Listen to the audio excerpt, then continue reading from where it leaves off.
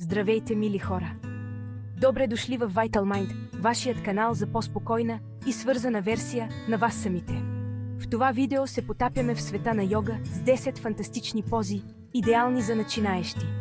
Независимо дали сте нови в йога или просто търсите няколко лесни упражнения за релаксация, вие сте на правилното място. Само с няколко минути на ден тези пози могат да намалят нивата на стрес, да увеличат вашата гъвкавост и да ви помогнат да се чувствате по-комфортно в тялото си. Затова вземете постелката си, намерете удобно място и нека започнем това пътуване заедно. Ексклузивни партньорски връзки ви очакват в описанието. Разгледайте ги, за да се възползвате от отстъпки. Ще започнем с поза планина или тадасана. Основна поза, която изглежда лесна, но повярвайте ми, невероятно мощна е. Застанете с крака на ширината на ханша, пръстите здраво стъпили на пода и усетете връзката си с земята. Докато вдишвате, се протегнете през темето на главата си, сякаш въже леко ви дърпа нагоре. Усетете как раменете ви се отпускат и отдалечават от ушите. С всяко вдишване си представете, че ставате все по-високи и силни, точно като планина. Тази поза е за мир и баланс. Затова отделете време, дишайте дълбоко и усетете опората под краката си. От поза планина вдишайте дълбоко, за да удължите гръбначния си стълб, усещайки как всеки прешлен се разтяга и отпуска. И докато издишвате, бавно се наведете напред от ханша. Дръжте гръбнака си дълъг и равен, сякаш невидима нишка го дърпа. Представете си, че горната част на тялото ви се спуска през бедрата ви като водопад, леко се стича надолу, позволявайки на всеки мускул да се отпусне. Можете да държите коленете си леко свити, ако ви е по-удобно. Това ще ви помогне да намалите напрежението в долната част на гърба. Или ги изправете за по-дълбоко разтягане, усещайки как задната част на краката ви се удължава и отваря. Оставете главата ви да виси тежко, освобождавайки всяко напрежение във врата и раменете, сякаш пускате невидим товар. С всяко вдишване намерете малко повече дължина в гръбнака си. Представете си, че дъхът ви изпълва всяко пространство между прешлените, а с всяко издишване се отпуснете малко повече в позата, позволявайки на гравитацията да си свърши работата. Запомнете, няма нужда от насилване. Оставете тялото си да намери свой собствен ритъм и дълбочина. Дишайте дълбоко, отпуснете се и се насладете на усещането за релаксация в гърба и задната част на краката.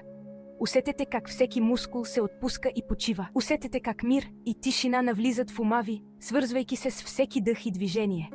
И когато сте готови, бавно се върнете в изправен стоеж. Насладете се на усещането за лекота и благополучие, което ви изпълва.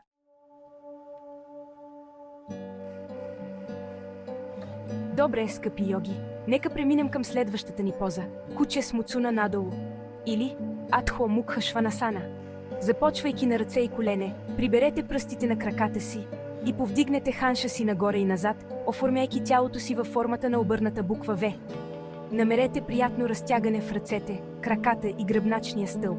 Няма проблем, ако петите ви не докосват пода, продължавайте да ги разтягате към постелката. Запомнете, всеки път, когато влизаме в куче с муцуна надолу, това е ново преживяване. Дишайте дълбоко и усетете как напрежението се стопява с всяко издишване. От куче с муцуна надолу ще преминем към поза дъска или пхаланкасана.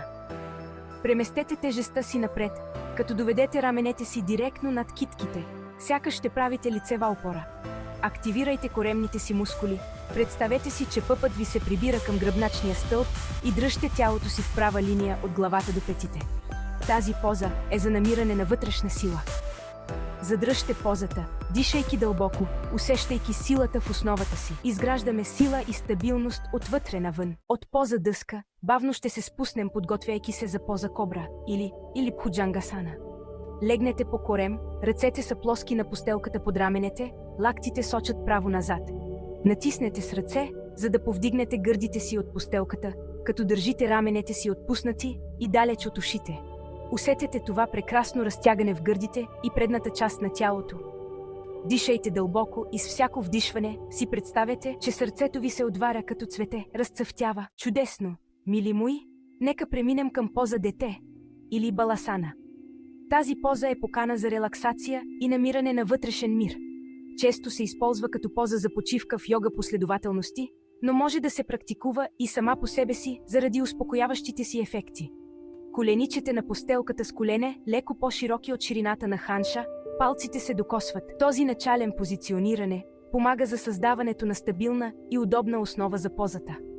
Докато издишвате, бавно придвижете ханша си назад към петите. Усетете как тялото ви се свързва с земята, сякаш се топите в пашко от сигурност и комфорт. Поставете челото си на постелката или на блок, ако ви е по-удобно. Това леко повдигане може да ви помогне да освободите напрежението във врата и раменете. Оставете ръцете си да почиват покрай тялото, дланите са обърнати нагоре, предавайки се напълно на земята. Можете също така да изпънете ръцете си напред за допълнително разтягане на гърба. Тази поза е като топла прегръдка за цялото ви същество. Приканва ви да се обърнете навътре и да се свържете отново с дъха си. Усетете лекото разтягане в ханша, отпускането в долната част на гърба и спокойствието, което ви огръща. Всеки издишване ви позволява да потънете по-дълбоко в позата, освобождавайки се от всяко натрупано напрежение. Дишайте дълбоко в задната част на тялото, призовавайки усещане за мир и спокойствие. Представете си, че всяко вдишване носи свежа енергия, а всяко издишване отвежда стреса и грижите. Поза дете е винаги достъпна за вас. Сигурно убежище, когато имате нужда от момент на спокойствие или нежно възстановяване. Може да се практикува по всяко време на деня, за начало или край на вашата йога практика, или просто при нужда. Останете тук толкова дълго, колкото ви е необходимо, слушайки тялото си и уважавайки неговата мъдрост. Отделете това време за себе си, за да се свържете отново с себе си и да намерите пространство на вътрешна тишина. Когато сте готови да излезете от позата, направете го бавно и нежно. Първо поставете ръцете си под раменете и повдигнете един по един прешлен. Прекрасно! От поза дете, бавно придвижете ръцете си напред и седнете. Отделете миг, за да се настанете удобно, усещайки как всеки прешлен в гръбначния ви стълб се удължава и изправя. Съберете стъпалата си и оставете коленете ви леко да паднат в страни. Усетете отварянето в ханша и връзката между стъпалата. Хванете стъпалата си или леко поставете ръцете си върху глезените или бедрата. Изберете това, което ви е по-естествено и удобно. Не се колебайте да поставите блокове или възглавници под коленете си за опора, ако е необходимо. Тези помощни средства могат да ви помогнат да освободите напрежението и да ви позволят да се отпуснете по-дълбоко в позата. Удължете гръбначния си стълб, усещайки как седалищните ви кости се вкореняват в земята. Представете си, че всяко вдишване удължава гръбнака ви само още малко. Сега си представете, че гръбнакът ви е като красив слънчоглед, който се протяга към слънцето. Усетете как тази енергия се издига по гърба ви. Докато вдишвате, протегнете се през темето на главата си. Усетете как въздухът изпълва дробовете ви, създавайки пространство вътре в тялото ви. Докато издишвате, бавно се наведете напред от гърдите към стъпалата, намирайки приятно разтягане във вътрешната част на бедрата и ханша. Идете, докъдето тялото ви позволява, без да се насилвате. Тази поза е за отваряне и освобождаване, както физическо, така и емоционално. Нека всяко издишване ви помогне да се освободите от всяко натрупано напрежение. Дишайте в областите на стягане, позволете си да омекнете и да се отпуснете всяко издишване. Чудесно! Продължавайте да дишате дълбоко и да се отпускате в тази поза, наслаждавайки се на спокойствието и мира, които тя носи. А сега стигаме до позата полугосподар на рибите, или Артха Матсиендрасана. Седнете удобно и изпънете краката си напред. Свийте дясното коляно и поставете десния си крак от външната страна на лявото бедро. Вдишайте дълбоко и удължете гръбначния си стълб. Докато издишвате, завъртете горната част на тялото си надясно. Поставете лявата си ръка върху дясното коляно, а дясната ръка зад себе си за опора. Погледнете през дясното си рамо. Дишайте дълбоко в усукването и усетете разтягането в гръбначния стълб и ханша. Тази поза помага за детоксикация на тялото и подобряване на гъвкавостта на гръбначния стълб. За нашата последна поза ще се отпуснем напълно в шавасана, или позата на труп.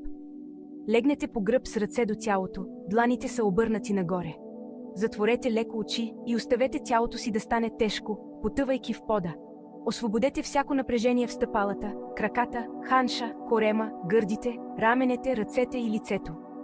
Дишайте естествено и дълбоко, позволявайки на корема ви да се повдига и спуска с всяко вдишване и издишване. Освободете всички грижи или мисли.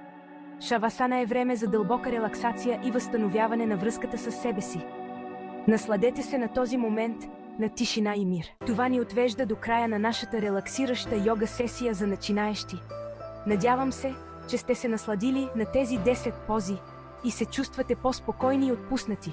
Ако това видео ви е харесало, дайте му палец нагоре и се абонирайте за канала за още съвети за здраве. Споделете това видео с вашите приятели и семейство, за да могат и те да открият релаксиращата сила на йога.